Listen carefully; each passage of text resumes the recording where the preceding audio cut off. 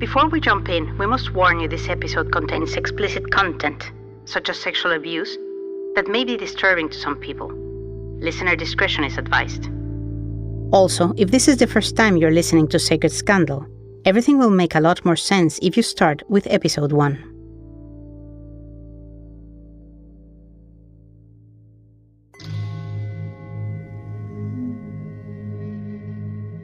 It's another nice June day in Los Angeles, and Nason Joaquin Garcia is flying high. He just got back from a grand tour celebrating his 50th birthday. From visiting the future home of his next mega-church city in El Salvador, with that country's president by his side, all the way back to Mexico City for a luxurious birthday bash in one of the most prestigious venues in the world, Bellas Artes, a place reserved for global artists and Nobel Prize winners.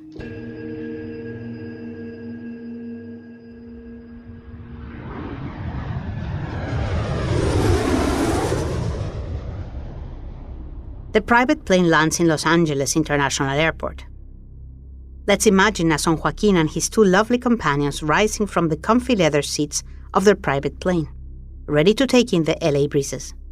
Nason was surely making plans, maybe relishing the coming company of his Californian unconditionals, as the door opened and he stepped onto the plane's stairs.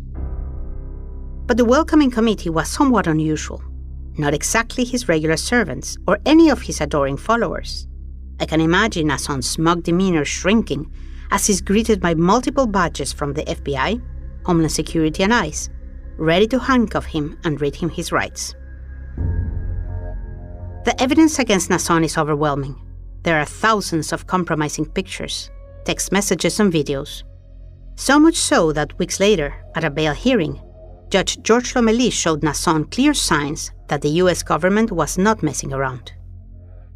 Mr. Garcia faces 22 serious felony counts, sexual felony counts, including lewd act upon a child, forcible rape of a minor, forcible oral copulation, extortion, procuring a child to engage in a lewd act, unlawful sexual intercourse with a minor, human trafficking, possession of child pornography. The appropriate bail in this matter shall be fixed at $90 million. That is the court's order. Ironically, it was the defense that had convened the hearing. They wanted to ask for a reduction from the $50 million imposed after LLDM managed to gather, in a little over a week, $5 million of the $25 million bond originally asked for. But instead of lowering the amount, Judge Lomelí cited evidence of a systematic pattern of sexual assault of minors, courtesy of Nason's iPhone content, and ultimately found the $90 million mark more appropriate, considering Garcia's elevated flight risk. The apostle was well known for his access to private planes, his considerable amount of untraceable, disposable cash, his fake passports, and the protection afforded to him by Mexico's powers that be. Nason's bail became one of the highest ever set in the state of California. It was clear that the servant of God would have to spend all his pretrial motions behind bars. With so much damning evidence against the defendant, the case looked pretty straightforward. But life had other plans, for all of us. As a potential trial date approached, the global pandemic of 2020 started. 2 years would pass before the hearings would commence in earnest. After that, one might have expected such a strong case to be a slam dunk for the DA. Yet for the victims, and all the people anxiously watching the proceedings, nothing would go as expected.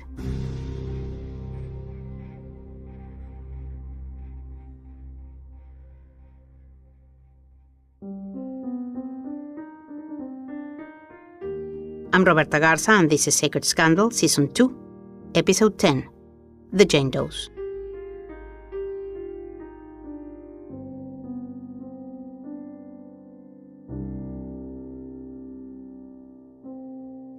It's 2018, and the California Attorney General's office is especially busy. In recent months, an anonymous hotline was set up to report sexual abuse crimes against minors, and a promising tip made its way in. It's an anonymous complaint letting the investigators know about a well-known, respected church leader who sexually abuses his flock, many of them children. His name is Nason Joaquin Garcia, the leader of La Luz del Mundo, and he claims to be the apostle of God. Even though the caller is supposed to remain anonymous, courage is needed in order to accuse the Joaquin family. The church has been known to find the identity of its leakers, and as we have seen from past episodes, they have a ruthless way to make any life miserable. Thanks in part to California Senator Joseph Dunn, who helped author a bill in 2002 that opened up a 1-year window, and presently a 3-year window, allowing sexual abuse cases to come forward no matter how old the crime is, the long history of the Joaquin's family's impunity was about to come to a screeching halt. Because you see, before this extension, particularly for underage victims, most states kept the statute of limitation open just for a short number of years after the survivor's 18th birthday. And as Senator Dunn explains, this is a problem. The problem is on average, a survivor of childhood sexual abuse does not come forward with their story until their mid-40s to early 50s. Those statistics are very solid, unfortunately. And by that point in time, the statute of limitations for filing a civil court action over the childhood sexual abuse had long expired. Almost zero survivors of childhood sexual abuse are ready to wrestle with this issue and explore options in that age time frame. And not a huge percentage of survivors actually opt for the legal route. As Senator Dunn mentions, the legal route is a long and arduous road that often leads to re-victimization, more trauma, and further injustices against the people who are brave enough to come forward. And this is a particularly strong risk when facing an institution such as LLDM. Yet a couple of brave women dared to speak. You see, the community church members leave behind when they flee is, for good or bad, very strong. It is no wonder that when they find themselves on the outside, they seek to form a new one, just as binding among themselves. Social media plays a crucial role, with podcasts, blogs, and videos being used to share the process of healing and the status of critics and dissenters, with quite a number of believers secretly listening in. So, after the investigation was opened and police began questioning a number of people close to the church, the news spread like wildfire among the ex-LLDM community. Some of them began quietly cooperating with the police. 5 of them were brought together in support of one another after realizing they had all been Naasón's victims. They would later come to be known, on the record, as Jane Does 1 through 5. For the first time, they were able to kind of recognize that they weren't alone on this island. And they realized and recognized that coming together as a group really did strengthen the credibility. It's easy to discount one person's statement. It's easy to kind of make it a he said, she said. Lawyer Joy Jeditsion represents these 5 survivors in the civil case brought by the DA against Naasón and 3 of his accomplices. And she knows abuse victims carry way too many burdens.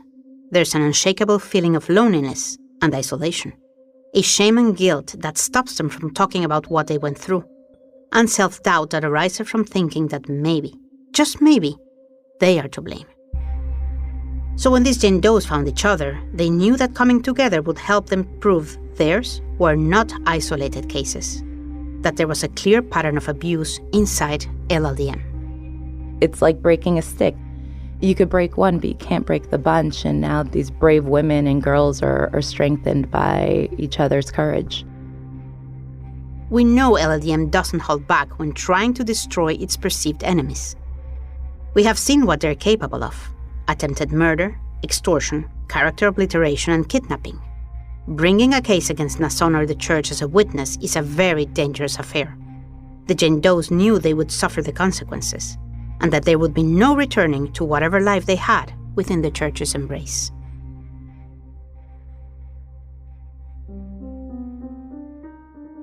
California recognizes how delicate sexual abuse is for the victims, and so it gives them the opportunity to be anonymous. And I think that it was never more important than in this case, because the members of La Luz del Mundo are quite frankly fanatical. We'll explore just how fanatical after the break.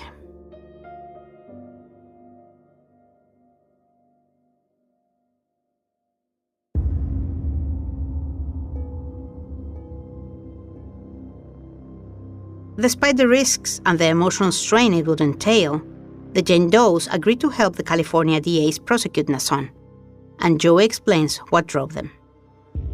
Each person had a bit of a different story that was unique to them. The one thing that every single one of my clients have said publicly and said to everyone else is that they just want to prevent this from ever happening to anyone else. Let's stop for a minute and, with help of Joey, get to know these brave ladies individually and understand the difficulties of prosecuting someone who gets to be called the servant of God. Jane Doe 1 was born into a family that had been LLDM parishioners for generations. As everyone else in LLDM, she was taught from birth to worship the apostle. Around 2016, when she was approximately 14, Nason ordered Alondra Ocampo to create a group of girls under 25. Nason and Alondra called them the Angelitas, or Little Angels, and soon Jane Doe 1 was recruited into that fold. I'm going to spare you what happened to those little angels. I'll just say it started with private dances, rolling cameras, and foot massages. As other kids enjoyed playing sports after school, I was being used as a toy for your pleasure. Your Honor, everyone has catered to this pedophile's desires his entire life. The church worships him. The Mexican government venerates him and covered his criminal actions for years. Jane Doe 2 also became an Angelita as a young teen. She was lucky enough to be raised by a single mother who reacted with outrage after finding out what happened to her daughter in the service of the apostle. You would repeatedly tell me that I have no one to defend me, no father to protect me or provide for us. You told me that you were my father and my protection. And right after you said that, you raped me. Yes, you raped me.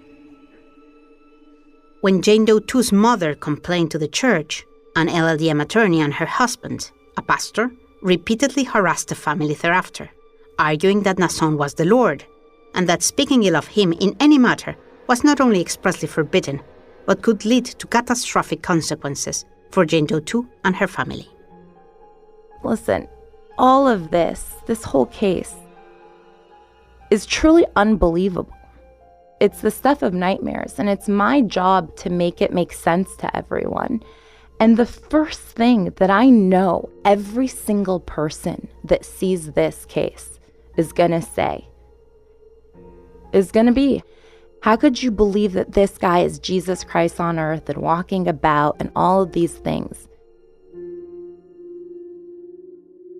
Jane Doe 3's family had been longtime church members. She was also recruited to the Angelitas at 14. On her first dance, as she was being explained how to touch the apostle, she began crying. Nason then told her not to worry, as he was God and the girls were his angels, and that this was a blessing. The root of LLDM's culture of abuse is so rotten, even the wives of the apostles are complicit. When she was 16 and in the middle of a sex act with Nason, Jane Doe 3 remembers watching the apostle's wife, Alma Zamora, as she came into the room, said nothing, and left in silence. Alma was doing what every woman in LLDM is trained to do, be a perfect example of silence and obedience, the very lessons LLDM's victims are brainwashed to endure. Forgive me if I stutter. Forgive me because I'm very nervous right now. Alondra would manipulate me and the other girls, and that our parents would never believe us. But most importantly, because it was a blessing to lose your virginity to the so-called name of God. Every girl would have liked to have this blessing, but God has given us this blessing that we must protect and give ourselves to Him. And this didn't make any sense to me. I was only 15. These girls weren't allowed to socialize with anyone outside of the church. These girls were forbidden to talk to anyone outside of the church. These girls were forbidden to go on the internet to look at anything wrong about the church. They were forbidden from talking to men, to do so many things that would have given them the wisdom to know that this wasn't right. And so for them, it wasn't stupid. It was the most logical thing in the world. Once you have every person in the world telling you, you're so lucky, you're so blessed, oh my goodness, this is the best thing that could ever happen to you, this is your purpose in life, then you'll do anything. It was May of 2015, and Jane Doe 4 was 20 years old when she was first asked by her uncle Nason to accompany him on one of his tours. After that, he became particularly violent towards her. Nason Joaquin Garcia, the apostle, my rapist, my tormentor, my abuser, is my uncle. In her statement to the court, she recounted how Nason seemed to take joy in hurting his own blood. Your Honor, this man destroyed my life. My faith was used as a weapon against me by Nason Joaquin Garcia. I did not consent to have sex with Nason.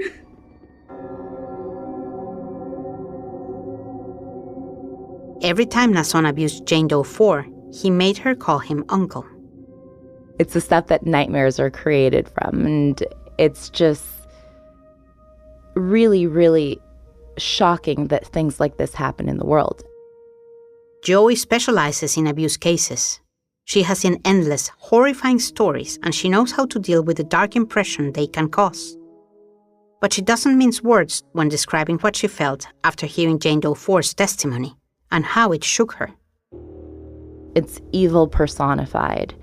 He abused her for years. He committed the most obscene crimes against her. And the more that she wanted to come out, the more they just told her that she needed to pray, that she needed to set an example, to be an example. And so it just devastated her entire life.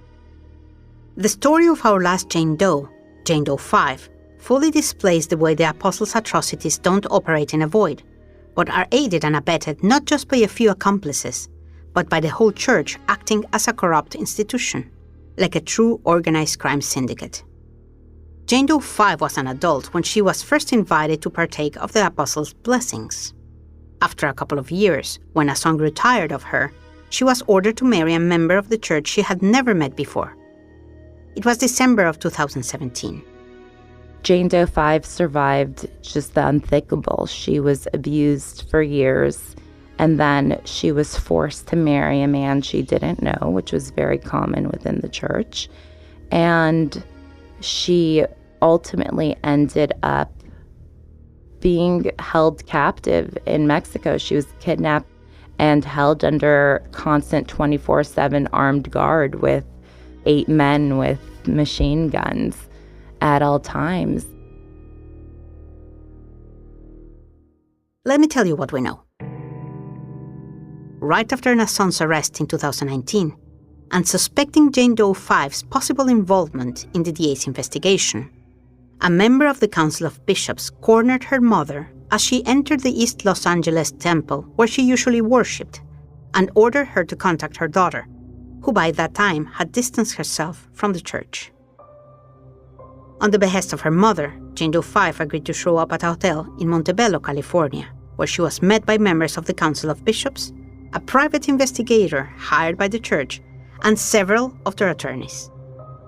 The private investigator interrogated Jane Doe 5 about very specific details surrounding her abuses, intimate, graphic details that no one else beside her and the apostle could have known. And she had told nobody about those. One of the church's lawyers asked if she was willing to go to jail to save the Lord by telling the police she had never been abused, and to confess that any photos or videos found on Nason's iPhone, computer, or other personal devices were fraudulently put there by herself in an attempt to frame the Apostle of God. Jane Doe responded by saying that her faith was not strong enough for her to go to jail for Nason. The church was not happy, but they had to let her go, at least for now. 2 months later, in August of 2019, Jane Doe 5 and her husband went to Guadalajara to celebrate the church's Santa Cena. On arrival at Hermosa Provincia, her husband took her to see the same lawyer she had met in Montebello. Right then and there, the man renewed his requests that she sacrifice herself for Nason, telling her that imminent tragedies would befall her and her family if she continued to defy the apostle's wishes. So she relented, and she signed a document falsely stating that she had never been abused by Nason. Immediately afterwards, with the help of her husband, her American passport was taken from her, and she was placed under what was essentially house arrest. She was in Mexico. She was held captive because they feared that she would come forward and speak out about the abuse. This is a criminal enterprise. This is a mafia, not just a cult, where the church had an inordinate amount of power in Mexico and incredibly devout followers that are willing to kind of ruin the lives of these victims for their leader. 10 men from the Guard of Jericho, the Apostles' family's special enforcers we've met before, took turns 24/7 posted outside her Guadalajara home, following her whenever she had to go to the market or to the doctor with her 1-year-old daughter, all carrying semi-automatic weapons. What I do know is that ultimately she couldn't leave, obviously, because of these armed guards, and someone was contacted, I believe, from the embassy, the U.S. Embassy. Jane Doe 5 was rescued with her daughter by a clandestine operation led by the feds. This is how she remembers it. The fear was so overwhelming. I was terrified. I thought I would be murdered at any moment. Some of his ministers made me sign papers and documents under duress, promising that I would not testify against him. I had no will and I had no voice. His guaruras guarded me every move. I reached out to the U.S. Embassy the first chance I got and asked for help. And they worked with the FBI to rescue me and my daughter.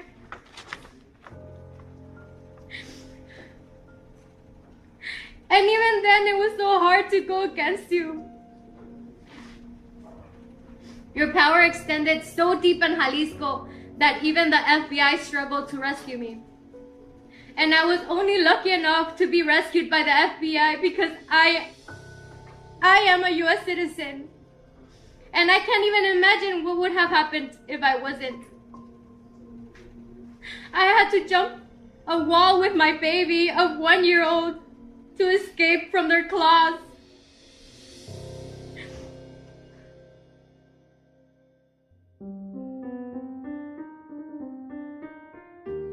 Armed with these testimonies, with the hard evidence the Jane Does collectively provided, and with the abundant criminal material confiscated from the Apostles' laptop and telephone, by mid-August 2020, Judge Ronald Cohen determined that he had seen enough. For purposes of this hearing, I do find sufficient evidence for a great bodily injury. I do find sufficient evidence that all the charges and enhancements in the complaint have been proven by the standards that have before me. Consequently, I'll eventually be held to answer as charged in the complaint. Bail remain as previously said. Thank you all. More on that after the break.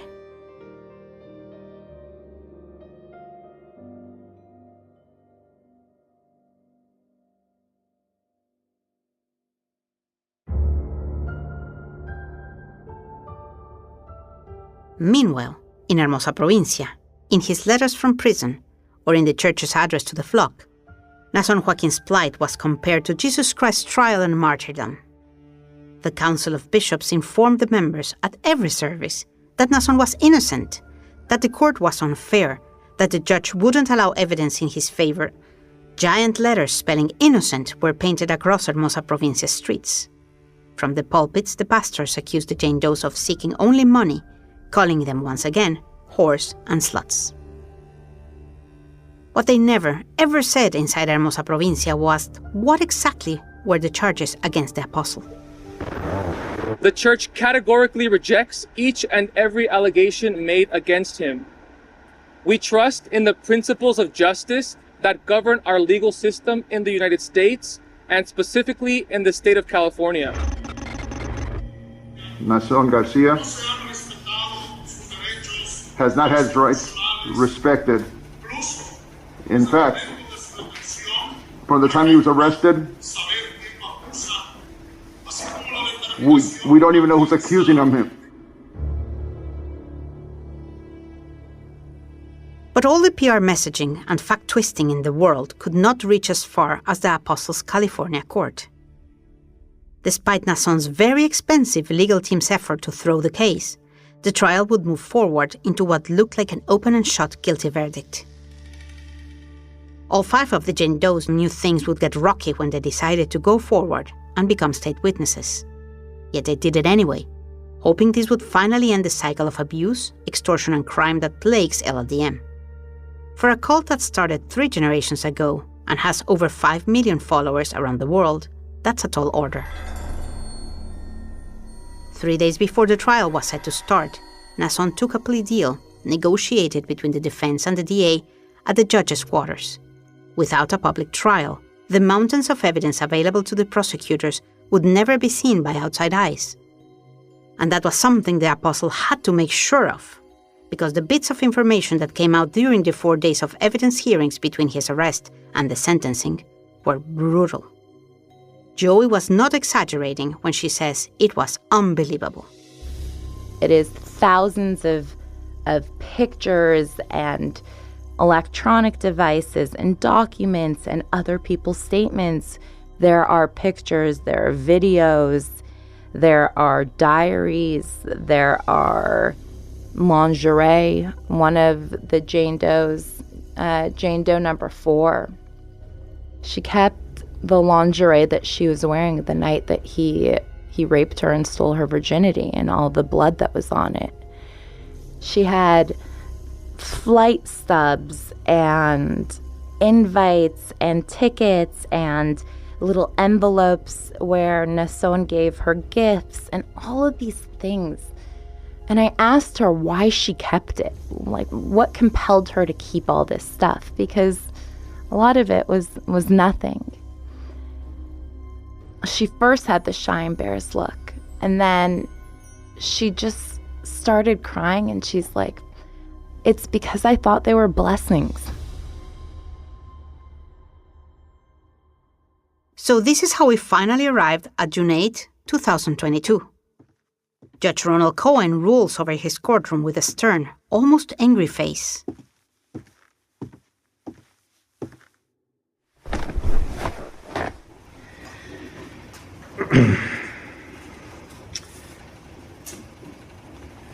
So I've been a judge for a long time.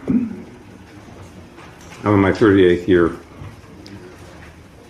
And I've never ceased to be amazed at what some people do in the name of religion.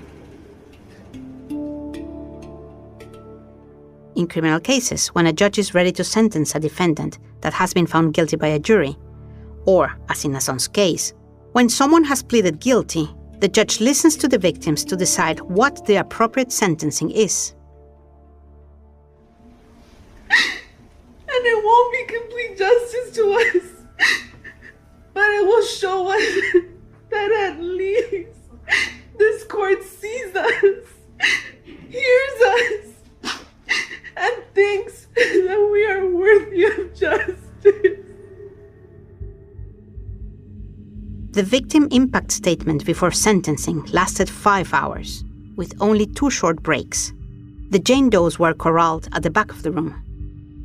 They didn't come up to the witness stand as is customary. They could not be filmed or photographed, as they needed to be kept invisible to shield their identities. But everyone else in that courtroom looked shell-shocked, uncomfortable, disgusted. Naasón's head lawyer, Alan Jackson, couldn't stop nervously looking at his watch over and over. Acting Attorney General Fusco hung her head between her hands.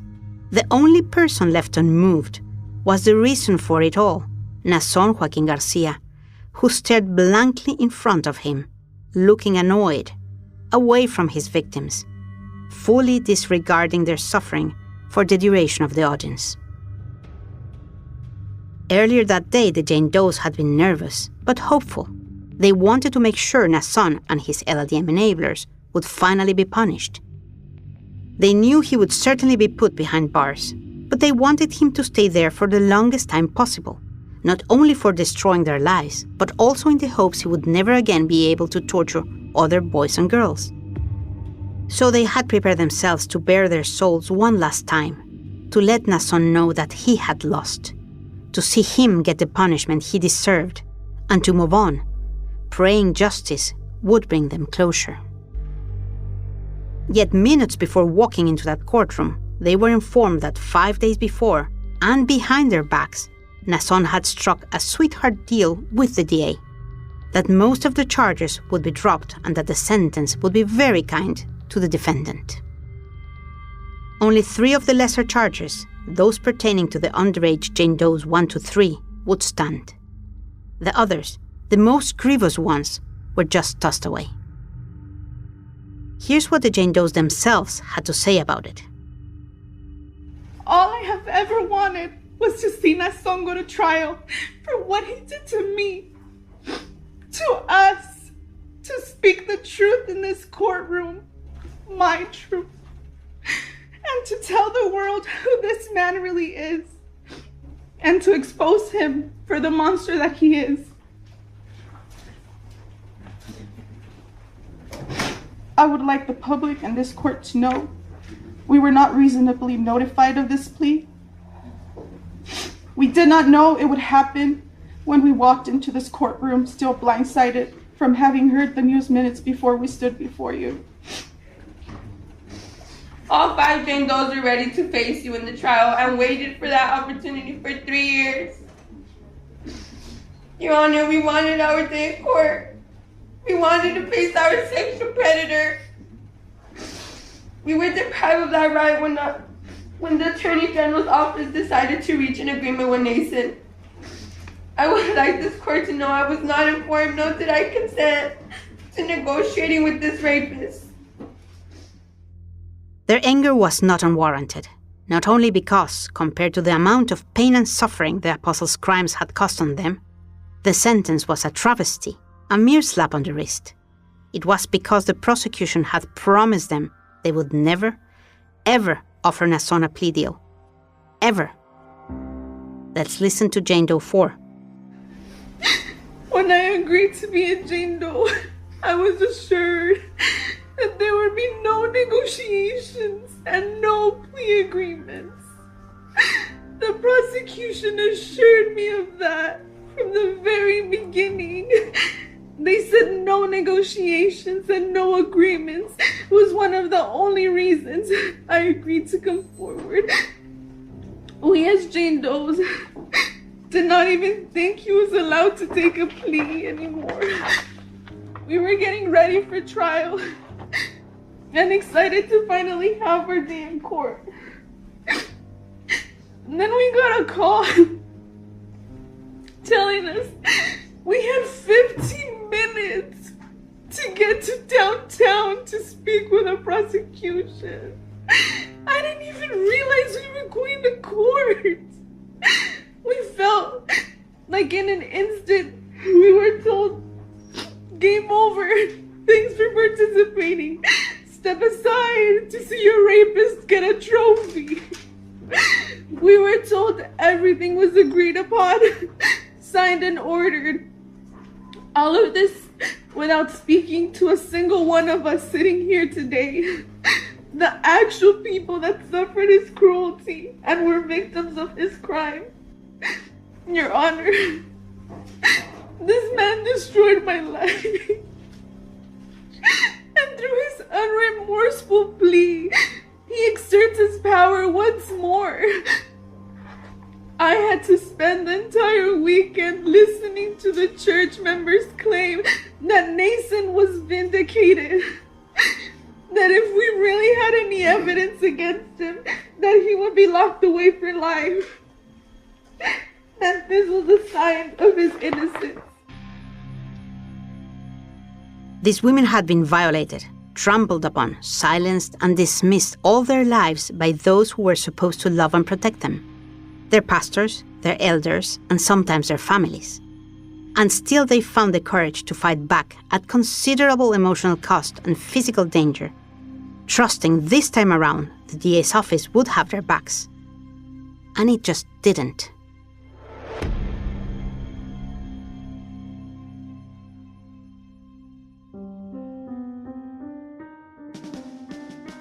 In our next episode, we will explain how we came to this, why the prosecution dropped the ball so badly, and what comes next for Nason Joaquin. I don't think anyone listened to these victims. I don't think the time was taken to actually hear their stories and understand La Luz del Mundo and understand that background and history and that perspective that I said is necessary to understand what happened. That's next on Sacred Scandal. Sacred Scandal La Luz del Mundo is a production of Exile Content Studio in partnership with iHeart's My Cultura podcast network and is hosted by me, Roberta Garza. Produced by Sabine Jansen with the help of Stella Emmett, Reynolds Gutierrez, and Ana Isabel Octavio. Written by myself with the help from Maribel Quisada Smith. Research by Roberta Garza. Additional reporting by Florencia González Guerra Garcia. Engineering by Hugo Mendoza and Sabine Jansen. Sound design by Patrick Quiñones. Original music by Patrick Hart. Edited by Ryder Alsop, Maribel Quesada Smith, and Rose Reid. Executive producers are Rose Reid, Carmen Graterol, Isaac Lee, and Nando Vila. Daniel Batista oversees audio at Exile Content Studio. Our executive producers at iHeart are Giselle Bances and Arlene Santana. Sacred Scandal was created by Melanie Bartley and Paula Barros. Special thanks to Sonic Union. For more podcasts, go to the iHeartRadio app or anywhere you listen to your favorite podcasts.